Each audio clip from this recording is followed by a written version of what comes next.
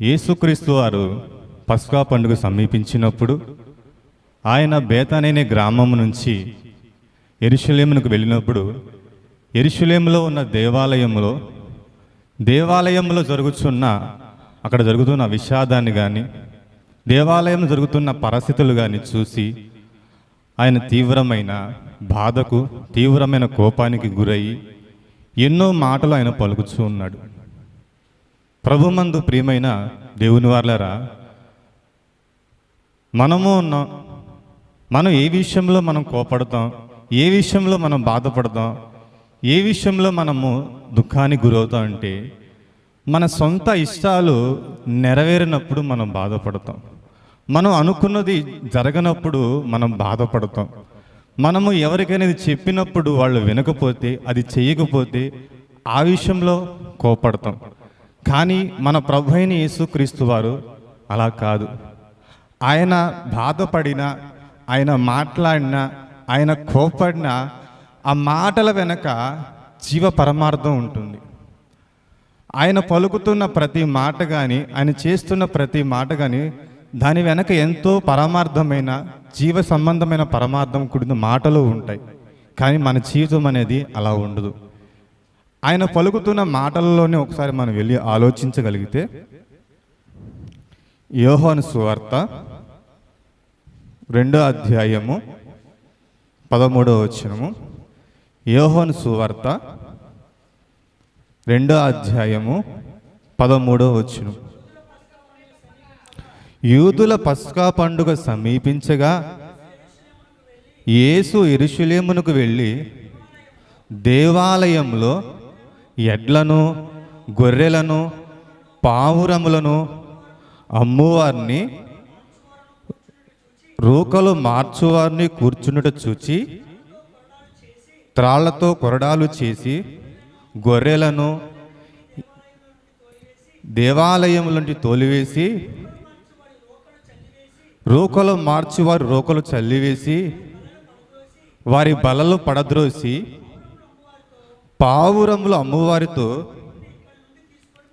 వీటిని ఇక్కడి నుండి తీసుకొని పోండి. చాలండి. ప్రభునందు ప్రియమైన దేవుని వాళ్ళ, యెరూషలేములో ఉన్న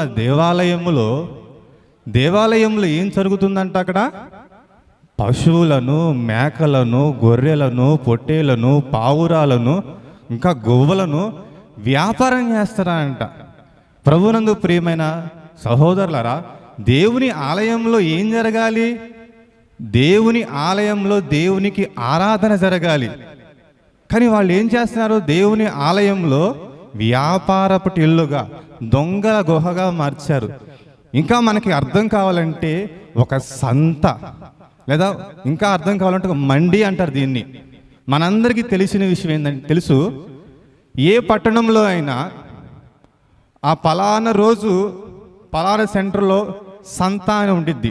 అంటే దూర ప్రాంతాల నుంచి అనేకమైన రకాల పశువులను తోలుకొని వచ్చి ఒక ప్రదేశంలో ఏర్పాటు చేసి ఆ ప్రదేశంలో అక్కడ పశువులని అమ్ముకుంటారు, కొనుక్కుంటుంటారు. దాన్ని సంత అంటారు. దానికి ఒక క్రమం ఉంది, ఒక పద్ధతి ఉంది, దానికన్నా క్రమం ఉంది. కానీ దేవుని ఆలయముగా ఉన్న ఈ దేవాలయంలో దేవుణ్ణి ఆరాధించవలసిన వాళ్ళు ఏం చేస్తారంటే దేవుణ్ణి దొంగల గుహ చేశాం. సహజంగా ఇప్పుడు మనం దేవుని మందిరంలో ఉన్నాం. దేవుని మందిరంలో మనం ఎందుకు కూడుకున్నాం? సమాజముగాను, సంఘముగాను కూడుకున్నాం. ప్రభువారు చేసిన త్యాగాన్ని తెలుసుకొని ఆయన జ్ఞాపకం చేసుకొని మనం ఆత్మీయంగా కలిసి చేసుకున్నాం. ఇంకా ఆలోచిస్తే జీవ మార్గానికి వెళ్ళే మన జీవితాలను దేవుని వాక్యముతో సరి చేసుకోవడానికి మనం సమాజంగా కూడుకున్నాం. కానీ అక్కడ ఉన్న వాళ్ళు ఏం చేస్తారంటే దేవుని ఆలయాన్ని దొంగల గుహగాను వ్యాపారపులుగా చేశాడు. అందుకండి ప్రభు కోప్పడింది. ఆయన కోప్పడంటే ప్రతి మాట వెనుక చాలా పరమార్థం ఉంటుంది. ఒకసారి ఈ మనం ఆలయాన్ని, దేవుని గొప్పతనాన్ని మనం తెలుసుకోగలిగితే, ఈ దేవుని ఆలయము అంతా ఎంత గొప్పది కాదండి, చాలా ప్రసిద్ధి చెందింది, చాలా ప్రఖ్యాతి చెంది, చాలా విశిష్టమైన గొప్ప మందిరం అండి. అటువంటి మందిరాన్ని వీళ్ళు దొంగల గుహ చేస్తాను. ఎవరు వీళ్ళు? వాక్యం తెలియని వాళ్ళ? వాక్యము తెలిసిన వాళ్ళే. ఏమండి ఈ సందర్భము 4 సువార్తల్లో ఉంటుందండి.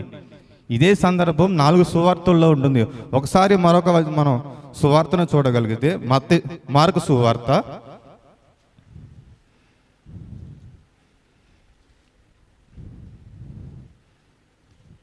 11వ అధ్యాయము 15వ వచనం.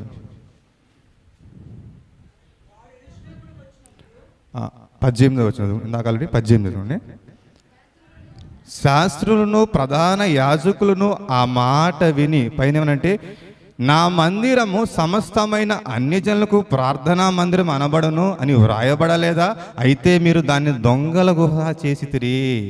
ఏమండి అక్కడ ఉన్నవాళ్ళు వాక్యము తెలిసిన వాళ్ళ, వాక్యము తెలియని వాళ్ళ? ఎవరున్నారంట? శాస్త్రులను ప్రధాన యాజకులను. ఏమండి ప్రధాన యాజకుల పని ఏంటండి? దేవాలయం అతి పరిశుద్ధ స్థలంలోకి వెళ్ళి దేవుని యాజకత్వము చేసేవారు. అంతటి వారే దేవుని ఆలయాన్ని ఎలా పాడు చేశారంట? దొంగల గుహగా, వ్యాపారపు టిల్లుగా, ఒక పశువులు సంతలుగా మార్చారండి.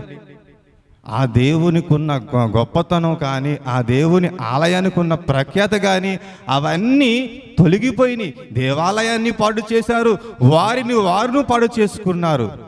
ఎంత దౌర్భాగ్యమైన స్థితి అండి. ఒకసారి మనం ఈ దేవాలయమును గురించిన గొప్పతనం మనం ఆలోచించగలిగితే, ఇశ్రాయేలులు ఐగుప్తు దేశంలో బానిసలుగా బ్రతుకుతూ ఉన్న తరుణంలో ఐగుప్తీయులు వారిని రెట్టింపు పని చేయిస్తూ భయంకరంగా ఇబ్బంది పెడుతుంటే, వారు ఆ ఇబ్బందిని తట్టుకోలేక, వారు పెడుతున్న ఆ పని చేయించలేక వాళ్ళు ఎంతో బాధకు గురయ్యి అప్పుడు దేవునికి మొర్రపెట్టారు. మనం కూడా మనకు కష్టం వచ్చినప్పుడే, మనకు సమస్య వచ్చినప్పుడే, మనకు ఇబ్బంది వచ్చినప్పుడే దేవునికి మొర్రపెడతాం. కానీ దేవుడు ఇచ్చిన గొప్ప రక్షణ జీవితాన్ని కానీ, దేవుడు చేసిన మనకు మేలులను బట్టి మనం కృతజ్ఞతలు దేవునికి చెల్లించను. సమస్య వచ్చినప్పుడే, ఇబ్బంది వచ్చినప్పుడే, బాధ వచ్చినప్పుడే దేవుని మొర్రపెడతాం. కానీ దేవుడు మనకు చేస్తున్న ప్రతి విషయంలో మనం కృతజ్ఞత కలిగి బ్రతకండి. ఇశ్రాయేలు కూడా వాళ్ళు పెడుతున్న ఆ భయంకరమైన వెట్టి చాకిరి వల్ల తట్టుకోలేక అప్పుడు దేవునికి మొరపెట్టారు. అప్పుడు దేవునికి మొరపెట్టినప్పుడు దేవుడు వారి మొర ఆలకించి మోషే గారిని ఏర్పరచుకొని, మోషే గారి నాయకత్వంలో వారిని ఐగుప్తులోంచి విడిపించి ఎన్నో అద్భుతమైన సూచక్రియలు, మహత్కార్యాలు జరిగించి వారిని విడిపించి తాను ఇస్తానన్న వాగ్దాన దేశానికి నడిపిస్తున్న తరుణంలో దేవుడికి ఒక ఆశ కలిగిందండి. ఏమని? నా జనులు, నా పిల్లలు, నా కుమారులైన ఇశ్రాయేలుతో నేను నివసించాలని ఆశ కలిగింది. మీ అందరికీ తెలుసు ఇశ్రాయేలు ఎటువంటి వ్యక్తులు. మోషే గారు ఇశ్రాయేల్ని అరణ్యంలో నడిపిస్తూ ఉన్న తరుణంలో ఆయన ఎంత బాధ పెట్టారండి, ఎంత విసిగిచ్చారండి, ఎంత శోధించారండి. అలాంటి జనులతో కూడా దేవుడు ఇష్టపడ్డాడు నివసించడానికి. అవునా కాదా? ఇష్టపడ్డాడు. ఒకసారి చూడండి, నిర్గమకాండము 25వ అధ్యాయము 8వ వచనములో, నేను ఇశ్రాయేలుతో నివసించాలి, మోషే నీవు నా కొరకు ఒక పరిశుద్ధ స్థలాన్ని ఏర్పాటు చేసి నేను చెప్పిన కొలతలతో ఒక మందిర రూపాన్ని నిర్మించని దేవుడు మోషే గారు తెలియజేస్తున్నాడండి. నిర్గమకాండము 25వ అధ్యాయము 8వ వచనము, నేను వారిలో నివసించున్నట్లు వారు నాకు పరిశుద్ధ స్థలమును నిర్మింపవలెను. ఇంకా మోషే నేను నీకు తెలియజేసే విధముగా మందిరం యొక్క ఆ రూపమును, దాని పాత్రలన్నింటినీ, దాని రూపము నువ్వు నిర్మించవలను అని దేవుడు మోషే గారికి చెప్పాడు. మోషే ఇదిగో నా కొరకు నేను ఇశ్రాయేలుతో నివసించాలి, నా పిల్లలతో నేను నివాసం చేయాలని దేవుడు చెడిపోయిన వాళ్ళు ఎంతో శోధించిన దేవుణ్ణి అయినా సరే చూడు దేవుడు వాళ్ళు ఎంతో ప్రేమిస్తున్నా చూడండి ఇశ్రాయేల్ని. దేవుడు ఎంత గొప్పవాడంటే మహోన్నతుడు, మహాగణుడు, పరిశుద్ధుడు, సర్వాధికారి గొప్ప దేవుడు శరీరంతో ఉన్న మనల్ని ఆయన ఎంతగా ప్రేమిస్తాడంటే అంత ఆయన ప్రేమను మనం వర్ణించలేమండి. అలాంటిది ఎంత ఇష్కించినా, ఎంత శోధించినా కానీ అవన్నీ పక్కన పెట్టి నా పిల్లలతో నేను నివాసం చేస్తాను, నా పిల్లలు తెలుసో తెలియక పొరపాటు చేశారు కాబట్టి అయినా సరే నేనే క్షమించాలని ఆయన క్షమించే మనసు కలిగి నేను వారితో నివాసం కలిగి ఉండాలని ఎంతో ఆశపడి మోషే గారు చెప్పిన మాట అండి. నేను వారి మధ్య నివసించినట్లు నా కొరకు ఒక పరిశుద్ధ స్థలమును ఏర్పాటు చేసి, ఇగో నేను చెప్పిన కొలతలతో ఒక పాత్రలతో నువ్వు నిర్మించి నా కొరకు ఒక టెంట్లతో గుడారాలతో ఒక మందిరాన్ని నిర్మించమని దేవుడు మోషే గారు తెలియజేశారండి. ఏమండి, ఆ మందిరము చాలా పరిశుద్ధ స్థలము, అతి పరిశుద్ధ స్థలము ఉంటుంది. ఆ అతి పరిశుద్ధ స్థలములో దేవుని మందసము, ఆ మందసం పైన కరుణాపీఠము పైన 2 కెరూబులు ఉంటాయండి. తల వాల్చుకొని, రెక్కలు పైకెత్తి తల వాల్చుకొని దేవుని ముఖము కప్పుకుంటాయండి, తమ ముఖములను కప్పుకుంటాయి. దేవుడు ఆ అతి పరిశుద్ధ స్థలములో నుంచి యాజకుల ద్వారా మాట్లాడేవాడు. ప్రతి విషయాన్ని యాజకుల ద్వారాను సేవకుల ద్వారా తెలియజేసేవాడు. ఆ పరిశుద్ధ స్థలంలో ప్రధాన యాజకుడు సంవత్సరానికి ఒక్కసారి వెళ్ళి యాజకత్వం చేయాలి. ఎవరు పడితే వాళ్ళు వెళ్ళడానికి అర్హత లేదు. లేవి సంతానంలో ఉన్న ప్రధాన యాజకులే ఆ పరిశుద్ధ స్థలంలోకి వెళ్ళి దేవునికి ప్రజలకి మధ్యవర్తిగా వాళ్ళు ఉండి దేవుని యాజకత్వము జరిగించి ప్రజల విన్నపాలు దేవునికి తెలియజేసి దేవుని విన్నపాలు ప్రజలకు తెలియజేసి ఆ యాజకత్వం జరిగించాలి. యాజకుడు ఆ పరిశుద్ధ స్థలములోకి ఎంత పరిశుద్ధంగా వెళ్ళాలంటే అంత పరిశుద్ధంగా వెళ్ళాలి. తేడా వస్తే అక్కడే రక్తము కారి చనిపోయే పరిస్థితి ప్రభావం అక్కడ. అది పరిశుద్ధ స్థలము. ఆ పరిశుద్ధ స్థలాన్ని వాళ్ళు పవిత్రంగా భావించారు. ఆ పరిశుద్ధ స్థలము రాను కాలం ఏమైపోయింది? దొంగల గుహగా మారిపోయింది. అపవిత్రముగా వాళ్ళు తమను తాను పాడు చేసుకోవడం మాత్రమే కాక దేవుని ఆలయాన్ని పాడు చేశారండి. ఏమంటే కొంచెం ముందుకు వస్తే, కాలానికి ముందుకు వస్తే దావీదు గారి పరిపాలన, దేవుడు కోరుకున్న ఆ పరిపాలనలో దేవుడు దావీదు గారిని ఏర్పరచుకున్నాడు. దావీదు గారు ఏర్పరచుకుంటే దావీదు గారు దేవుని యందు మహాభయభక్తులు కలిగి ఎంతో శ్రేష్టముగా ఆయన ఉన్నాడు. అయితే దావీదు గారు అనేకమైన దేవుని కృపచేత యుద్ధాలు జయించి అనేక శత్రువులను ఓడించి తనకు నెమ్మది కలిగిన తర్వాత మా దావీదు గారికి ఒక ఆలోచన వచ్చిందండి. ఏమని ఆలోచించగలిగితే సమూయేలు 2వ గ్రంథము 7వ అధ్యాయము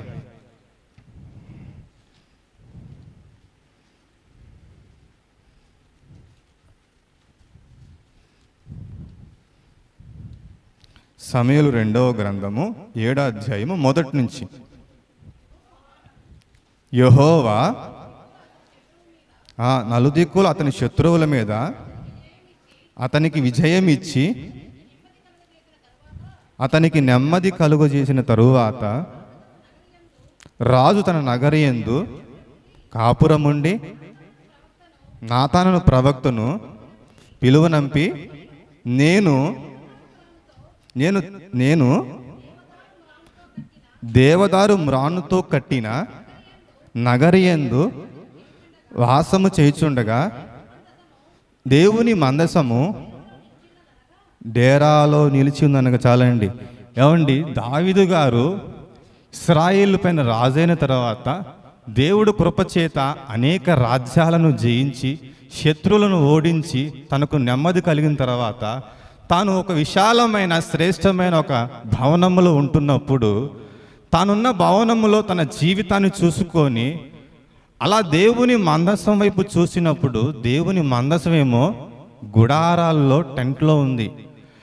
అసలు వాస్తవంగా దావీదు గారు ఎంత బాగా ఆలోచిస్తున్నారంటే మనం ఈ విషయంలో అర్థమైద్దండి. దావీదు గారు ఎంత తగ్గించుకొని మాట్లాడుతున్నారంటే అసలు నేను ఒకప్పుడు నేను అడవుల్లో ఎండనక వాననక చలనక గొర్రెలను కాచుకునేవాడిని. అలాంటి నేను ఇశ్రాయేలు పైన రాజయ్యాను.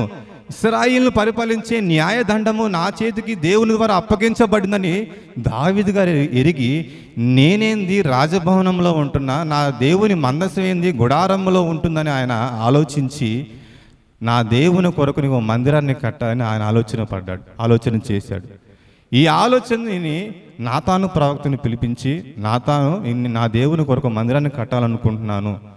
ఆ మందిరము చాలా గొప్పదిగా ప్రపంచంలో అనేక మంది నలుమూలలా ఈ విషయం తెలిసి దేవుణ్ణి మహిమపరచాలనే విధంగా ఈ మందిరాన్ని కట్టాలని దావీదు గారు అనుకుంటే నాతాను గారు నీ ఇష్టం, దేవునికి తోడుగా ఉన్నాడు కానీ అని చెప్పాడు.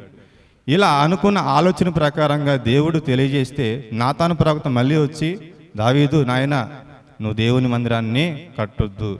దేవుడు ఎందుకంటే నువ్వు అనేకమైన యుద్ధాలు చేసి అనేకమైన మనుషులను చంపి నువ్వు రక్తాన్ని ఒలికించావు, నీ రక్తముతో తడిచిపోయి చేతులు నుంచి ఉండి కనుక నీ వద్దు, ఇదిగో నీ ఆలోచన నీ ఇష్టాన్ని కాదన్ను కనుక నీ కుమారుడైన సొలొమోను ద్వారా నువ్వు దేవాలయాన్ని కట్టించు, అతడు నా కొరకు ఒక మందిరాన్ని కట్టిస్తాడు, నా నామ ఘనత నిమిత్తం అందులో అనేకమైన ఆరాధనలు జరుగుతాయని దేవుడు సొలొమోనుకి ప్రవక్త ద్వారా తెలియజేశాడు.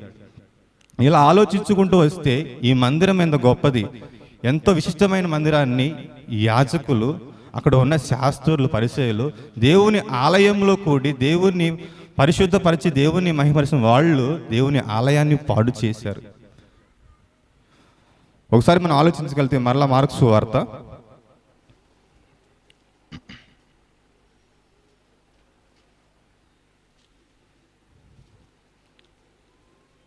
11వ అధ్యాయము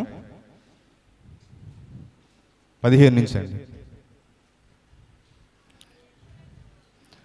వారు యెరూషలేమునకు వచ్చినప్పుడు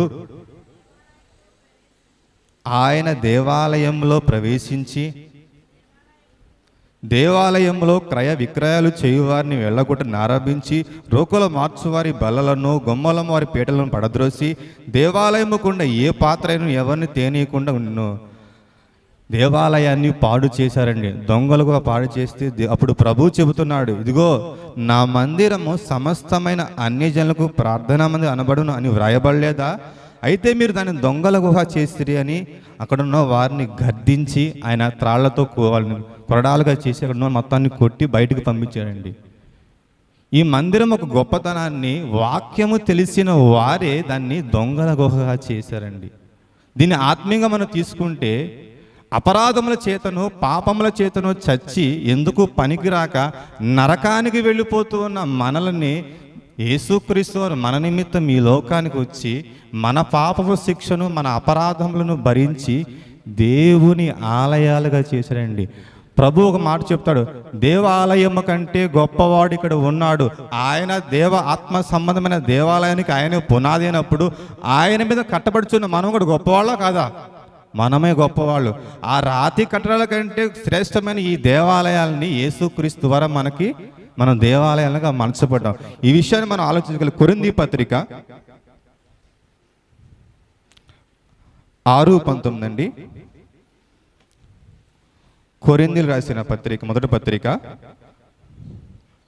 6వ అధ్యాయము 19వ వచనం. మీ దేహము దేవుని వలన మనకు అనుగ్రహింపబడి మనలోనున్న పరిశుద్ధాత్మకు ఆలయమై ఉన్నదని మీరు ఎరుగరా?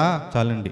ఏమండి, ఈ దేహాలు ఒకప్పుడు క్రీస్తు మన నిమిత్తం మరణించక ముందు, క్రీస్తుని మనం అంగీకరించక ముందు, మన పాపంలో బ్రతుకుతున్నప్పుడు మన దేహాలు ఎక్కడ ఉన్నాయి? పాపంలో ఉన్నాయి. ఈ పాపంలో ఉన్న దేహాలని మరలా ఎవరు ఆలయం ఇచ్చారు? దేవుని యేసుక్రీస్తు వారు మన నిమిత్తం ఈ లోకానికి వచ్చి మన అపరాధములను మన పాపములు ఆయన భరించి తన అమూల్యమైన రక్తము చేత మనను కడిగి పరిశుద్ధపరిచి దేవుని ఆలయముగా చేశారు. ఏమండి, దేవుని ఆలయం ఎలా ఉండాలి? పరిశుద్ధముగాను నిర్దోషముగా ఉండాలి. రోమాపత్రిక 12:1 ఉంటుంది. సహోదరులారా, చదవండి వచనం.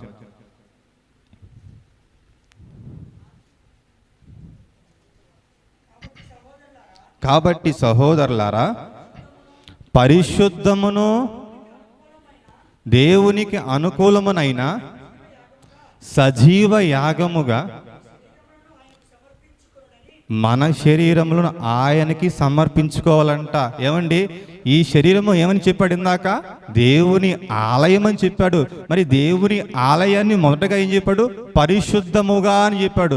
ఈ ఎంతమంది ఈ దేవుని ఆలయాన్ని దేవునికి పరిశుద్ధంగా అప్పచెస్తున్నాడు. మనం ఒక్కొక్కరు మనం ప్రశ్నించుకోగలిగితే దేవుని ఆలయాన్ని మనం పరిశుద్ధంగా ఉంచుకుంటున్నామా? ఉంచుకోలేకపోతున్నాం.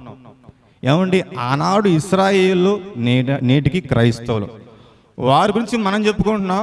మనం వెళ్ళిన తర్వాత మన గురించి కూడా చెప్పుకుంటారు, ఏది మారలేదని. దేవుని కార్యాలు వారు చూసి మారలేదు, దేవుని వాక్యం మనం విని మారలేదు. ఎందుకు? మన బ్రతుకులు మారట్లేదు కనుక. మన బ్రతుకులు మారకపోతే మన గురించి ఇంకోటి చెప్పుకుంటారు, పలానా వ్యక్తి పలానా ఇట్లా ఉన్నాడు, ప్రభువు నమ్మాడు, అంగీకరించాడు, చర్చికి వచ్చాడు, కానీ క్రియలు కరెక్ట్గా లేవు, పరిశుద్ధమైన జీవితము జీవించలేదని ఇతరులు మన గురించి చెప్పుకునే స్థితికి వచ్చిపోతున్నాం. ఇశ్రాయేలు గురించి మనం ఎలాగ చెప్పుకుంటున్నామో రాబోయే తరానికి కూడా మన జీవితాలు మాదిరిగా ఉండాలి. మాదిరిగా ఉండాలంటే మన దేహం పరిశుద్ధముగా ఉండాలి. తర్వాత దేవునికి అనుకూలముగా అంట. ఏమండి, ఏ రోజైనా దేవునికి అనుకూలంగా మన దేహాన్ని మనం వాల్చుకున్నావా?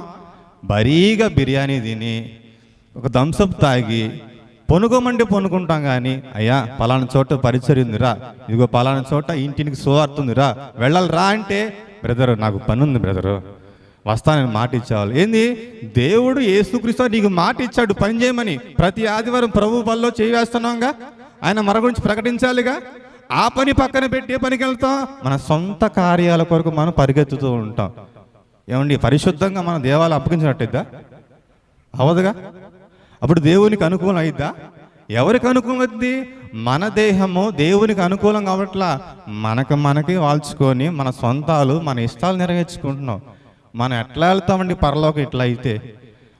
మన ముందున్న భక్తులు వారు ఎటువంటి జీవితం జీవించారు? తమ జీవితాలను త్యాగం చేశారు. అసలు పగలనక రేయనక ఎండనక కొడుతున్నా తిడుతున్నా తిండున్నా లేకపోయినా వస్త్రమున్నా లేకపోయినా ఓడ ప్రయాణం చేస్తూ సముద్రంలో తిరుగుతూ కపట సహోదరుల వల్లే దూషించబడుతున్నా ఇవన్నీ ఓర్చుకున్నారు. ఎందుకు? ఈ దేహముతో జరిగించిన ప్రతి క్రియ వలన నేను పరలోకం వెళ్తాను, ఈ దేహముతో అపవిత్రమైన క్రియలని చేస్తే నాకు పరలోకం ఎంట్రీ లేదు అని ఆలోచన వాళ్ళు ఎరిగారండి. ఈ దేహాన్ని దేవునికి సజీవముగా సమర్పించి పరిశుద్ధంగా సమర్పించి నేను సేవ చేస్తేనే, నేను బ్రతికితేనే పరలోకం వెళ్తానని వాళ్ళకి అర్థమైంది. మనం ఆ మాటలు చెప్పుకుంటున్నాం కానీ మనకు అర్థం కావట్లేదు. ఇలా ఎంతకాలం మనల్ని మనం మోసం చేసుకుంటాం ప్రభునందు దేవునికి ప్రియులారా? ఆలోచించండి. ఆనాడు ఇశ్రాయేలు దేవుని మందిరాన్ని పాడు చేసుకుంటూ, ఆ మందిరాన్ని మాత్రమే కాదు తమ జీవితాలను కూడా పాడు చేసుకున్నారు. దేవుని సొంత జనాంగం ఇశ్రాయేలు.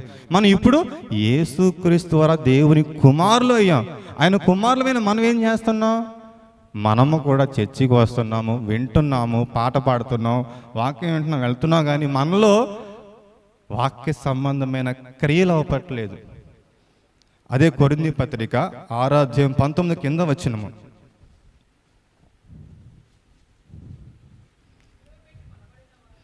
విలువ పెట్టి, ఏమండి ఏ విలువ పెట్టి? పరిశుద్ధమును సజీవమైన రక్తము, సజీవమైన జీవితము ద్వారా, అమూల్యమైన రక్తము ద్వారా చిందించబడిన ఆ రక్తంతో మనం కొనబడ్డామండి. ఈ విషయం ప్రతి ఒక్కరికి ఆలోచన కలిగితే పాపము చేయడానికి భయపడతారండి, దేవుని పని ఎగ్గొడటానికి భయపడతారండి. కానీ మనకి అర్థం కావట్లా, అర్థమైనా పాటించం. చదవండి అమ్మా. క్రీస్తు రక్తము చేత కొనబడిన కనుక మన దేహముతో దేవుణ్ణి మహిమపరచాలంట. ఎంతవరకు దేవుణ్ణి మన దేహాలతో మహిమపరుస్తున్నామండి? ఏమండి, మన ముందు జరుగుతుంది ఇప్పుడు ఆ పరిస్థితి ఏంటిది? Election moment. ఎలక్షన్ మూమెంట్ ఇంటికి వచ్చి ఏం చేశారు? ఓటుకు నోటుకు డబ్బులు కావాలా అంటారు. మనం ఏం చేస్తాం? ఇటు ఇటు చూసి పాస్టర్ గారు ఆల్రెడీ వాక్యం చెప్పారు, పాస్టర్ గారు ఇక్కడ లేరుగా, సహోదరులు లేరుగా, ఎంత నువ్వెంత ఇస్తావు? 2000 3000 తీసుకునే టైపు మన ఆలోచన. ఆ సమయంలో మనం నిలబడి, అన్నా నాకొద్దు, నా ఓటు నేను అమ్ముకోను, నా దేవుడు ఓటును అమ్ముకోవద్దని నాకు చెప్పాడు, నా ప్రభు అయిన యేసుక్రీస్తు నాకు చెప్పాడు, నేను నీతిగా బతుకుతానని ఎవరైనా ఈ మాట చెప్పగలుగుతావా? చెప్పలేము. అప్పుడు దేవుణ్ణి మహిమపరిచినట్ట అవమానపరిచినట్ట? చెప్పండి ప్రభునందు ప్రియమైన దేవుని వాళ్ళరా. గతంలో నేను కూడా అనుకున్నా, ఓటు ఉంది నాకు 2000 వస్తాయి, మా భార్య కూడా ఉంది 2000 వస్తాయి అనుకున్నా. కానీ వాక్యం విన్నాకేమైంది? ఇది తప్పు, ఇది కరెక్ట్ కాదన్నది. ఎందుకంటే నాకు ఇప్పుడు ఇంత ఆలోచన నాకు లేదు. వాక్యం విన్నాక నా ఓటుని అమ్ముకోకూడదు, నా ఓటు నాకు స్వతంత్రం ఉంది, నన్ను పరిపాలించడానికి అర్హత లేని వాళ్ళు అందరూ, కనుక నన్ను పరిపాలించేది నా ప్రభు అయిన యేసుక్రీస్తే అని వాళ్ళందరి ముందు చెప్పి దేవుణ్ణి మహింపరచాలి. ఇదొక్కటే మాత్రమే కాదు. కొలసీ పత్రిక దేవుణ్ణి మహింపరచాలంటే కొలసీ పత్రిక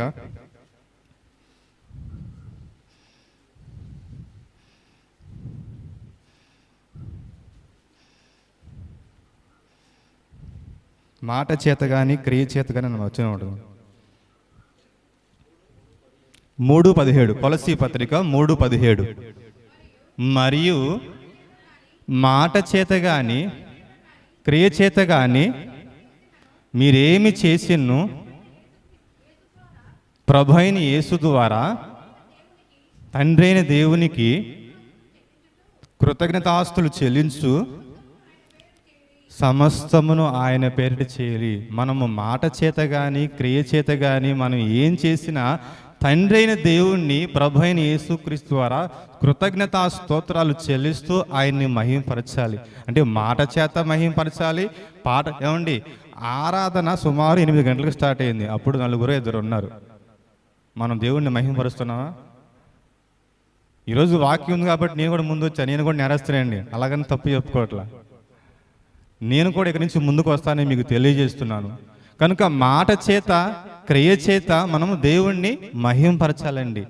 మన ముందున్న భక్తులు దేవుణ్ణి ప్రతి విషయంలో మహింపరిచారండి.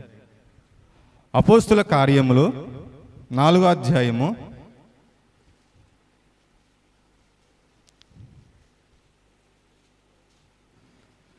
'పేతురు యోహాను గారు ఒక చాటు వాక్యం చెప్తుంటే మీరు యేసునామమున మీరు వాక్యం చెప్పకూడదు, అసలు ఈ పనులు మీరు చేయొద్దని వాళ్ళని బెదిరిస్తుంటే వాళ్ళు చూడండి, వాళ్ళు ధైర్యము వాళ్ళ సాహసము చూడండి, ప్రభువులో వాళ్ళు ఎంతగా ముందు కొనసాగుతున్నారో. 18వ వచనము, అప్పుడు వారిని పిలిపించి మీరు యేసు నామమును బట్టి ఎంత మాత్రము మాట్లాడకూడదు, బోధింపకూడదని వారికి ఆజ్ఞాపించెను. ఏమండి, ఎవరైనా ఇప్పుడు సువార్త చెబుతుంటే చాలామంది అంగీకరించరు. వాళ్ళు పక్కకి వెళ్ళరా, నువ్వు వేరు మేము వేరు అనే టైపు. అలాంటి తరుణంలో మరికొందరైతే సువార్త చెబుతుంటే కొడతారు. అలాంటి సమయంలో మనం సువార్త నిలబడి వాడు అపాయంలో మన ఆ సమయం మనం ఎలా ఆత్మీయంగా మనం ఉండాలి. వాడు కొడుతున్నాడు చెప్పి తిడుతున్నాడు చెప్పి మనం తిరిగి దూషిస్తే వాడికి మనకి తేడా ఉండదు. ఆ సమయం అందు మనం ఆత్మీయ మనోనేత్రంతో ఇతడు ప్రమాదంలో ఉన్నాడు, ఇతనికి రక్షణ గురించి నేను తెలియజేయాలి. కొడితే కొట్టాడు, తిడితే తిట్టాడు, కానీ తర్వాత మళ్ళీ కలుస్తాంగా, అప్పుడు అర్థం చేసుకుంటాడుగా, నేను కొట్టినా కానీ తిట్టినా కానీ వీడు ఏం మాట్లాడలేదు ఏంటి అని వాడు ఆలోచించి మెల్లమెల్లగా నువ్వు కాకపోతే మరొకళ్ళు తర్వాత దేవుడు సువార్త మరలా అందిస్తాడు. అప్పుడు వినే మనసు వాడికి వచ్చింది. అప్పుడు మనం ఏం చేయాలి? తగ్గించుకొని ఉండాలి. కొడితే కొట్టించుకోవాలి, తిడితే తిట్టించుకోవాలి. మన ప్రభు ఏం చేశాడు? కొట్టించుకున్నాడు లేదా? తిట్టించుకున్నాడు లేదా? అవమానం పడ్డాడు, కొట్టించుకున్నాడు, తిట్టించుకున్నాడు మన నిమిత్తము. అలాగే మనం కూడా ఇతరులు రక్షించే నిమిత్తము దేవుని ఆలయాలుగా అయిన మనము మన ముందు ఎన్నో ఆలయాలు పాడైపోయి తిరుగుతూ ఉన్నాయి. ఆలయాలను బాగు చేసే పని ఎవరిపైన ఉంది? మన పైన ఉందా లేదా? ఖచ్చితంగా 100% మన పైనే ఉంది. కనుక ఈ విషయాన్ని మనం ఎరిగి దేవుని ఆలయాన్ని పరిశుద్ధముగాను సజీవముగాను దేవునికి సమర్పించుకుంటూ ఆయన పనిలో ఉంటూ ముందుకు సాగాలని తెలియజేస్తూ నా మాటలు ముగిస్తున్నాను. ప్రార్థన చేసుకుందామండి. పరలోకమందున్న మా తండ్రి, పరిశుద్ధుడైన దేవ, క్రీస్తు నామంలో కృతజ్ఞతా స్తోత్రాలు చెల్లిస్తూ మీ ఘనమైన శ్రేష్టమైన నామానికి వందనాలు తెలియజేస్తున్నాయన తండ్రి. పాత నిబంధనలో మీరు కట్టించిన సొలొమోన్ కాలంలో నాయన ఎంతో శ్రేష్టమైనది, ఎంతో ప్రఖ్యాతి చెంది ప్రపంచంలో మొట్టమొదటి కట్టబడిన ఈ దేవాలయము ఎంతో గొప్పది నాయన. అలాంటి మందిరము, మీ మహిమ నివసించిన ఆ మందిరాన్ని కొంతకాలానికి ఇశ్రాయేలు యూదులైనా మీకు వ్యతిరేకులుగా మారి అయోగ్యులుగా మారిన ఆయన చెడిపోయి ఉన్న కాలంలో వాటికంటే మా ప్రభు అయిన యేసుక్రీస్తు ద్వారా గొప్ప ఆలయములుగా మమ్మల్ని చేసి ఈ దేవాలయాన్ని మేము పాడు చేసుకుంటే మమ్మల్ని మీరు పాడు చేస్తారని మీ వాక్యం ద్వారా తెలుసుకున్నాం నాయన. కనుక మేము మా దేవాలయాన్ని పరిశుద్ధముగాను మీకు అనుకూలముగాను సజీవ యావగముగాను మీకు సమర్పించుటకు సహాయము అనుగ్రహించి ప్రార్థిస్తూ ఇంత గొప్ప శ్రేష్టమైన సమయాన్ని మాకు అనుగ్రహించేందుకు క్రీస్తు నామములో కృతజ్ఞత స్తోత్రాలు చెల్లించి అడిగి వేడుకొనుచున్నాను తండ్రి.